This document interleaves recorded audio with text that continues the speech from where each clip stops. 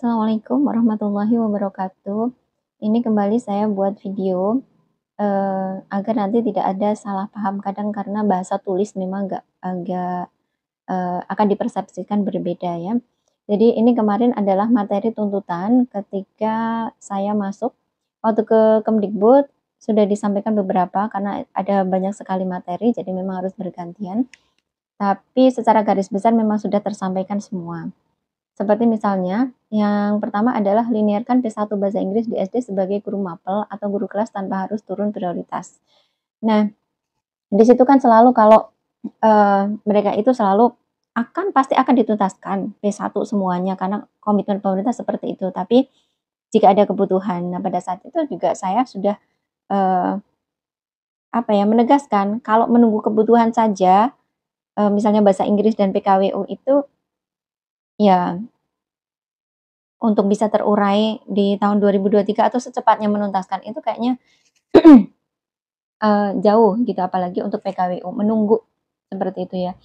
Jadi, kita menegaskan, kita mencoba untuk memberikan, suara dari akar rumput untuk memberikan solusi. Misalnya begini, kalau saya memberikan asumsi di situ memang saya tuliskan, jika saja guru bahasa Inggris ini kembali menjadi guru mapel di SD karena ada kurikulum merdeka, bayangkan saja di SD negeri itu dalam satu kabupaten itu ada 500-an lebih. Untuk saya contohkan di daerah saya sendiri karena saya bisa mencari data di daerah saya sendiri itu jumlah SD negeri yang ada di Pemalang itu ada 686. Nah, kabupaten lain tentunya juga sangat banyak untuk SD negerinya dan di situ yang memakai kurikulum merdeka itu ada misalnya beberapa kelas itu bisa mengakomodir misalnya ada jumlah P1 yang belum mendapatkan penempatan di Pemalang misalnya ada 79 dari SD 686 itu toh nantinya sepertinya bisa mengcover semuanya, mengakomodir semuanya. Bahkan dimungkinkan kalau ada P1 di Provinsi Jateng yang mungkin belum terakomodir di SMA SMK yang mereka mau ditempatkan sebagai guru mapel bahasa Inggris di SD itu akan menuntaskan perkara yang ada. Itu usulan yang sudah kita usulkan di Kemdikbud maupun di Pan RB. Bahkan di Pan RB itu usulan ini sudah dimasukkan, sudah di-scan untuk disampaikan karena kemarin yang menerima adalah staff. Jadi ini nanti akan disampaikan ke atasannya seperti itu. Dan yang kedua, untuk kembalikan jumlah jam bahasa Inggris di SMK menjadi 4 jam. Eh, di sini saya asumsikan di dalamnya adalah agar tidak terjadi penumpukan P1 bahasa Inggris di tingkat provinsi. Tadi nyambung ada dari poin 1 ke poin 2 itu nyambung. Jadi jika ada kebutuhan banyak untuk guru mapel bahasa Inggris di SD, seharusnya bisa untuk lintas jenjang. Kemarin juga dari mapel lain, dari PKWU, dari PAI yang juga menumpuk di salah satu daerah itu ada mapel gemuknya adalah PAI. Itu menginginkan agar bisa untuk lintas jenjang. Ada aturan yang dibuat untuk bisa menjadikan lintas jenjang ini ibaratnya halal. Kalau selama ini kan seolah-olah kan haram untuk dilaksanakan. Jadi ini biar halal untuk bisa dilaksanakan. Dituangkan di entah itu permen yang baru, entah itu aturan yang apa untuk perekrutan di tahun 2023 ini. Itu sudah disampaikan. Kemudian yang ketiga adalah ini angkat P1 bahasa Inggris yang tersisa yang tidak diajukan oleh Pemda menjadi ASN P3K di tahun 2023. Ini berarti untuk menindaklanjuti atau mengingatkan Panselnas itu akan janjinya Mas Menteri itu. Ini juga sudah saya sampaikan secara lisan juga di Kemdikbud untuk bahasa Inggris dan juga untuk semuanya. Intinya adalah bahwa agar semua P1 itu dituntaskan di tahun 2023 karena kita tidak tahu mekanisme ke depan seperti apa. Kita maunya ada di tahun 2023. Dan beberapa hal juga untuk temuan-temuan sudah disampaikan. Ini misalnya di sini teman-teman semua lihat kok datanya yang disampaikan cuma orang-orang tertentu. Ini yang saya masukkan ini adalah yang sudah mengirimkan data komplit. Kalau data komplitnya itu belum dikirimkan, saya belum print out untuk saya bawa ketika nanti ditanya, itu saya tidak berani. Jadi memang kalau kita mau berargumen itu harus by data. Dan juga ini sudah sampaikan juga, ini saya ambil untuk yang database 1 bahasa Inggris tidak dapat penempatan daerah itu dari daerah-daerah yang ngelis di grup. Jadi untuk misalnya daerah lain yang tidak list, ya mohon maaf ini saya tidak bisa menyampaikan karena ini juga saya tidak bisa mengambil data dari mana. Ini adalah data-data teman-teman semua yang mengirimkan seperti itu. Lanjut di bagian kedua, ini saya mau menjelaskan tentang laporan hasil audiensi 31 Mei 2023 kemarin. Kalau hasil audiensi yang kemarin itu kan masih bersifat umum dengan mapel lain. Kalau yang ini sudah saya rangkum khusus untuk mapel bahasa Inggris yang sudah saya sampaikan di Kemdikbud, khususnya di Ditjen KTK, kemudian di PAN RB juga. Nah, di sini telah disampaikan aspirasi dan tuntutan dari mapel bahasa Inggris yang tadi di bagian pertama sudah saya sampaikan tuntutannya seperti itu. Kemudian hasilnya adalah yang pertama, bahwa nanti di awal Juni akan diadakan rakor oleh Kemdikbud di mana mengundang Kemenpan RB, Kemenq, BKN untuk mendesak pengoptimalan penuntasan P1 karena katanya memang dari Kemdikbud sendiri itu memang komit untuk segera menuntaskan, tapi memang harus ada koordinasi dari tadi ibaratnya dari kementerian-kementerian yang lain seperti itu. Nah, untuk berita baik yang kedua adalah nanti daerah akan diundang ke pusat untuk face to face karena ini katanya suratnya sedang dikirimkan. Nanti akan dibagi untuk daerah-daerah itu akan ada 4 region katanya, nanti jadwalnya sendiri-sendiri akan dipanggil untuk ditanyakan nanti, berarti by desk hadapan-hadapan ditanyakan langsung terkait jumlah usulan tiap daerah. Misalnya ada daerah yang tidak mengusulkan, ditanyakan alasannya kenapa, kemudian didorong untuk untuk mengusulkan semua. Kemudian juga daerah-daerah yang belum penuh mengusulkan akan didorong untuk mengusulkan sebanyak-banyaknya. Kemudian yang ketiga, informasi itu resmi dibuka kembali dan suratnya sudah beredar ya setelah kita dari sana itu, kemudian ada diberikan surat itu akan dibuka kembali tanggal 6 Juni sampai dengan tanggal 26 Juni 2023 agar daerah memaksimalkan usulan dan memberikan kesempatan daerah yang belum melakukan usulan. Jadi ini waktunya sangat pendek sekali, jadi teman-teman harus juga mendekati daerah ya dengan pendekatan-pendekatan yang bagaimana terserah agar daerah mau mengusulkan menuntaskan semua P1.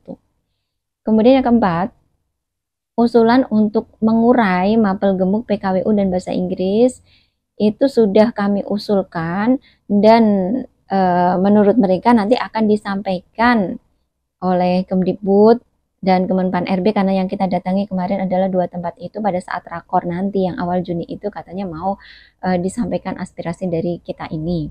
Jadi mudah-mudahan memang apa yang kita mau itu didengarkan kemudian dijadikan sebagai dasar pertimbangan.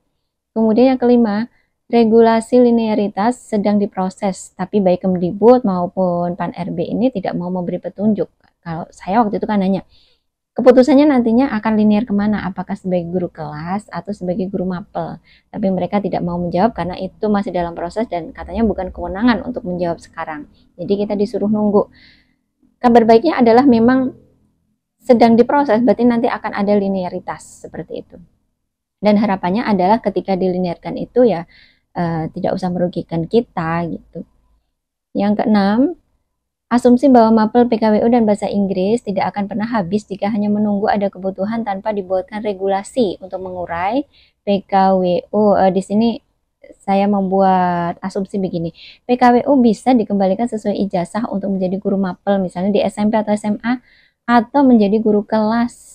Karena pada dasarnya di dalam PKWU itu kan ada beberapa mapel, jadi beberapa mapel itu misalnya kayak IPA, kemudian mapel yang lain itu kan berdasarkan Undang-Undang Nomor 16 Tahun 2019 itu kan bisa linear menjadi guru kelas. Nah, kenapa tidak dikembalikan lagi di situ? Kemudian akan mengurai yang tadi PKWU itu yang ada banyak itu bisa menjadi guru-guru mapel atau guru-guru kelas sesuai ijazah yang linear tersebut.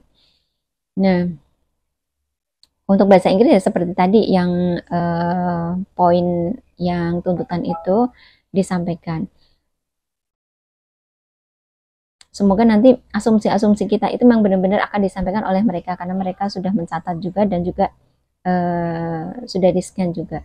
Kemudian yang ketujuh, akan ada aturan baru mengenai pelaksanaan seleksi P3K tahun 2023 yang akan mengatur seluruh pelaksanaan. Jadi katanya nanti keluarnya itu tidak hanya kalau kemarin-kemarin Permen RB nomor 20 tahun 2022 itu kan khusus untuk guru, dan katanya nanti itu untuk P3K seluruhnya. Jadi dimungkinkan ada guru juga, ada nakes juga, ada teknis juga, seperti itu dalam satu peraturan.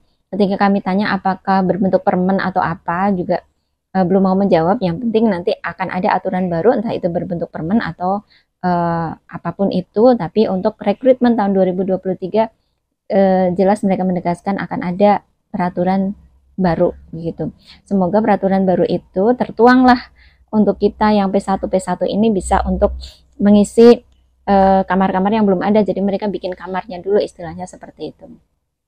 Nah, kemudian yang ke-8 tentang masalah jumlah P1 yang kadang tidak sinkron daerah dengan pusat, seperti ada miss seperti itu. Waktu itu juga ditanyakan dan dijawablah bahwa memang terkadang data P1 itu ada perubahan data dikarenakan ada yang mengundurkan diri, ada yang meninggal, dan juga ada perpindahan dapodik keluar daerah. Misalnya pada saat pendaftaran dia itu ada di Kabupaten A, berarti P1-nya saat itu ada di Kabupaten A. Nah, ketika tahun 2000, ketika berikutnya itu pindah misalnya ke Kabupaten B, jadi nanti otomatis akan mengikuti P1-nya itu kan mengikuti, tapi tergantung pada cut off dapodik ya.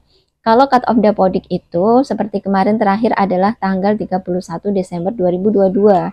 Jadi ketika sudah cut off itu, data yang dipegang itu ketika berpindahnya itu semester 2 misalnya di bulan Januari, dimungkinkan data yang dipakai adalah data lama.